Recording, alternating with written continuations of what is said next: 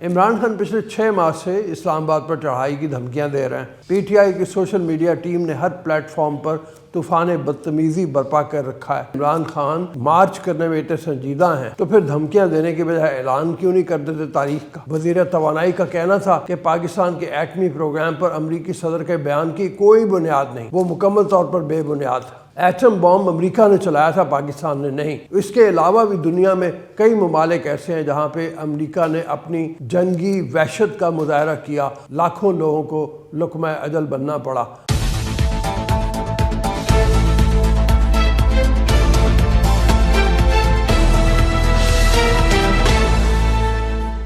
بسم اللہ الرحمن الرحیم، السلام علیکم، میں ہوں عبدالرؤف اور آپ دیکھ رہے ہیں باغی ٹی وی۔ بازار سیاست میں 3 موضوعات زیر بحث ہیں: عمران خان کا لانگ مارچ، نواز شریف کی وطن واپسی اور آرمی چیف کی تعیناتی۔ ہر سیاسی اور غیر سیاسی محفل کا موضوع گفتگو میں یہی ہوتا ہے، یہی 3 امور ہوتے ہیں۔ ہر کوئی قیاس کے گھوڑے دوڑاتا پھرتا ہے، لیکن بغیر کسی نتیجے کے محفل برخاست ہو جاتی ہے۔ عمران خان پچھلے 6 ماہ سے اسلام آباد پر چڑھائی کی دھمکیاں دے رہے ہیں۔ پی ٹی آئی کی سوشل میڈیا ٹیم نے ہر پلیٹ فارم پر طوفان بدتمیزی برپا کر رکھا ہے، بس عمران خان کی کال دینے کا انتظار ہے۔ اسلام آباد میں سب کچھ الٹ پلٹ ہو جائے گا۔ 27 کلومیٹر کے دارالحکومت کا محافظ رانا ثناء اللہ مورچے میں شست باندھ کر بیٹھا ہے، سڑکوں پر رکاوٹیں کھڑی کرنے کے لیے کنٹینر اکٹھے کر رہا ہے۔ تاحال عمران خان نے ادھر کا رخ نہیں کیا۔ وہ 25 مئی 2022 کی اسلام آباد کی کال کی ناکامی کے بعد ایک ہفتے میں آنے کی دھمکی دے کر گئے تھے اور تاحال واپس نہیں آئے۔ البتہ وہ اس دوران جلسوں سے خطاب کے دوران اسلام آباد کی کال دینے کی دھمکیاں دیتے رہے ہیں، لیکن انہوں نے ابھی تک اعلان نہیں کیا۔ کبھی وہ اگست کی بات کرتے ہیں، کبھی ستمبر کی، اور اب انہوں نے کہہ دیا ہے کہ اکتوبر میں وہ حتمی کال دیں گے۔ لیکن سیاسی مارکیٹ میں کہا جا رہا ہے کہ اگر عمران خان مارچ کرنے میں اتنے سنجیدہ ہیں تو پھر دھمکیاں دینے کے بجائے اعلان کیوں نہیں کر دیتے تاریخ کا؟ جواب سادہ سا ہے، وہ یہ کہ عمران خان اس شخصیت کا نام ہے جو دن کے اجالے میں دھمکیاں اور رات کے اندھیرے میں طاقتور افراد سے این آر او مانگتے ہیں۔ ایوان صدر میں ان کی جنرل باجوہ سے 1 on 1 ملاقات کی بڑی دھوم ہے جو بے نتیجہ رہی، جس کے بعد عمران خان نے اسٹیبلشمنٹ کو دھمکیاں دینا شروع کر دیں۔ انہوں نے اچانک یو ٹرن لیا اور سائفر کی تحقیقات کرنے کی شرط پر پارلیمان میں واپسی کا عندیہ دیا، لیکن حکومت کی طرف سے ان کی اس پیشکش کا کوئی مثبت نتیجہ نہ نکلا۔ پاکستان میں نومبر کو غیر معمولی اہمیت حاصل ہے۔ اکثر و بیشتر اعلیٰ فوجی افسران کی ریٹائرمنٹ اور نئی تقرریاں کا مہینہ ہے، لیکن پاکستان کے مخصوص سیاسی حالات میں اقتدار سے محروم ہونے کے بعد عمران خان نے اسے ایک ایشو بنا دیا، اپنی پسند و ناپسند کا اظہار کر کے آرمی چیف کے عہدے کو متنازع بنانے کی شعوری کوشش کی ہے۔ Army chief general Qamar Javed Bajwa نے واشنگٹن میں ہونے والے، یہ کچھ عرصے پہلے کی بات ہے، سفارت خانے میں ایک اعزاز میں ان کے پارٹی ہوئی تھی، اس دعوت میں انہوں نے یہ کہا تھا کہ وہ 3 سالہ مدت ملازمت مکمل ہونے کے بعد ریٹائرمنٹ کا اعلان کر رہے ہیں۔ اس کے بعد ان کے حوالے سے قیاس آرائیوں کا سلسلہ بند ہو جانا چاہیے۔ جنرل باجوہ نے کہہ دیا کہ فوج خود کو سیاست سے دور کر چکی ہے اور دور ہی رہنا چاہتی ہے۔ خان صاحب بہت ہو گئی، خدا را اب فوج کو سیاست میں نہ گھسیٹیں۔ ایک طرف آرمی چیف کے دورہ امریکہ سے جہاں یہ تاثر مل رہا تھا کہ امریکہ اور پاکستان کے حالات میں جو سرد مہری ہے وہ ختم ہوگی، مگر معاملہ الٹا نکلا۔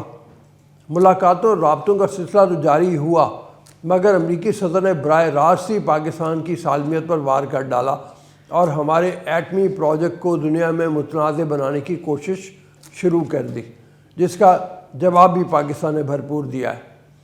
امریکی صدر جو بائیڈن نے اپنی ایک تقریر میں حوالہ دیا پاکستان کا، اور امریکی صدر نے ڈیموکریٹک کانگریشنل کیمپین کمیٹی میں خطاب کیا اور روس چین کا حوالہ دیتے ہوئے پاکستان کو لپیٹ میں لے لیا۔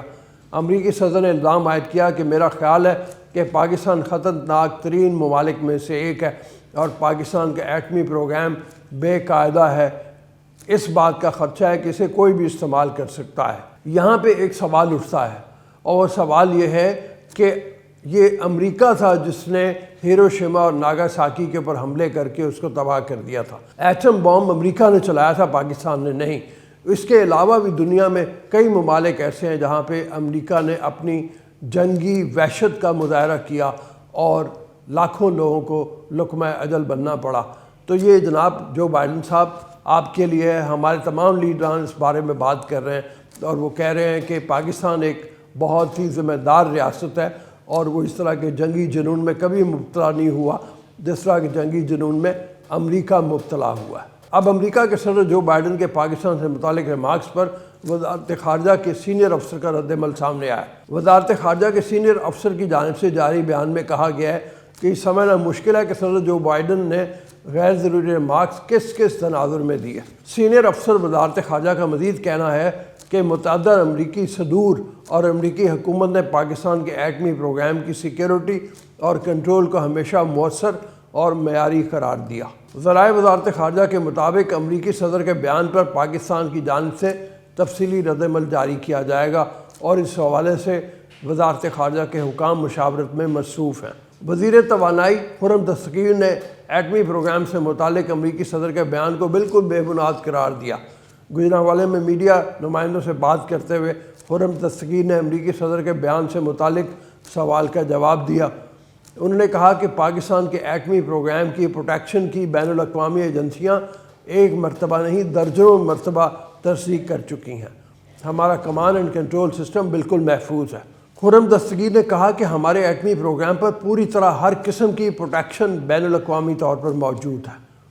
وزیر توانائی کا کہنا تھا کہ پاکستان کے ایٹمی پروگرام پر امریکی صدر کے بیان کی کوئی بنیاد نہیں، وہ مکمل طور پر بے بنیاد ہے۔ اس بات میں واقعتاً کوئی شک نہیں کہ یہ بیان انتہائی غیر ذمہ دارانہ اور بے بنیاد ہے۔ بطور ایک بڑی ریاست اور سپر پاور کے امریکہ کو چاہیے کہ وہ کسی کے بھی بارے میں بیان جاری کرنے سے پہلے 1000 مرتبہ سوچے، کیونکہ اس کے الفاظ کا دنیا میں گہرا اثر پڑتا ہے۔ اور ایسے حالات میں جہاں پاکستان اب کئی مسائل سے بیک وقت دوچار ہے، جہاں معیشت کا مسئلہ ہے، جہاں سیاسی عدم استحکام کا مسئلہ ہے، جہاں سیلاب کا مسئلہ ہے اور اب پھر سے دہشت گردی کی ایک لہر اور حملوں کا معاملہ شروع ہوا ہے، ایسے موقع پر امریکی صدر کا یہ بیان انتہائی خطرناک اور تشویشناک ہے۔ اس حوالے سے امریکی صدر کو نہ صرف وضاحت بلکہ معافی مانگ کر اپنی بات سے رجوع کرنا چاہیے، چونکہ پاکستان کے امریکہ پر بے تحاشا احسانات اور اس خطے میں جب بھی امریکہ کو ضرورت پڑی تو ہم نے دہشت گردی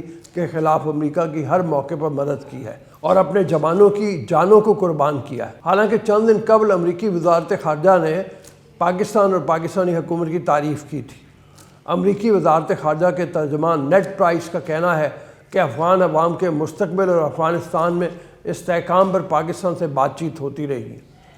خطے میں سیکیورٹی کی صورتحال اور چیلنجز پر پاکستان سے مستقل بات ہوتی ہے۔ اپنے بیان میں نیڈ پرائس نے کہا کہ deputy secretary of state Wendy Sherman کی پاکستان کے آرمی چیف سے ملاقات ہوئی تھی۔ پاکستان کے اعلیٰ عہدیداروں سے ملاقات ہوتی رہتی ہے۔ ترجمان امریکی وزارت خارجہ نے کہا کہ امریکہ پاکستان کے ساتھ دیرینہ تعاون کی قدر کرتا ہے۔ پاکستان اور امریکہ کے متعدد معاملات میں مفاہمت یکساں ہیں۔ پاکستان میں جمہوری طریقے سے منتخب سویلین حکومت ہے۔ پاکستان کے ساتھ مختلف شعبوں میں تعاون جاری ہے۔ پاک امریکہ تعاون اور مفادات سیکیورٹی اور معیشت دونوں پر ہیں۔ امریکی وزارت خارجہ کے ترجمان نیڈ پرائس نے اور بھی بات کی اور انہوں نے کہا کہ سیلاب زدگان کی امداد کے لیے دی گئی رقم کی مانیٹرنگ کا طریقہ کار موجود ہے۔ امریکہ اور یو ایس ایڈ کے نمائندے متاثرہ علاقوں کا دورہ کرتے ہیں اور رپورٹ پیش کرتے ہیں۔ سندھ اور بلوچستان کے 10 اضلاع کا ہم نے دورہ کیا ہے اور وہاں کی رپورٹ پیش کی گئی ہے۔ انہوں نے بتایا کہ یو ایس ایڈ کی ٹیم نے گزشتہ ماہ یہ دورے کیے تاکہ ضروریات اور امداد کا جائزہ لیا جا سکے، اور یو ایس ایڈ مقامی پارٹنرز کے ساتھ بھی کام کرتی ہے۔ جہاں تک معیشت کی بہتری کا تعلق ہے تو عالمی ممالک پاکستان میں سرمایہ کاری کے لیے بھی تیار ہو چکے ہیں۔ جرمنی کے کونسل جنرل نے کہا ہے کہ جرمنی پاکستان میں زرعی اور صنعتی شعبوں میں سرمایہ کاری کرنے میں دلچسپی رکھتا ہے۔ آئندہ چند ہفتوں میں جرمن تاجروں کے وفد کو پاکستان لانے کی کوشش کر رہے ہیں۔ جرمن کونسلر نے کہا کہ پاکستان کے ساتھ ہمارے کافی گہرے تجارتی تعلقات ہیں۔ جرمنی پاکستان کا اہم تجارتی پارٹنر ہے۔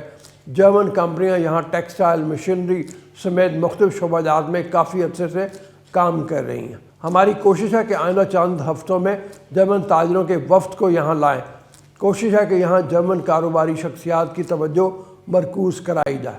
یہاں دو طرفہ تعلقات میں مزید اضافے کے بہت زیادہ مواقع ہیں۔ جرمن کونسلر نے کہا، میں سمجھتا ہوں دونوں ممالک کے درمیان مشینری کا انڈسٹری کے لیے پرزوں کی فراہمی، ٹیکسٹائل اور زراعت کے شعبوں میں اس سمیت مختلف شعبوں میں طویل مدتی اشتراک ہو سکتا ہے۔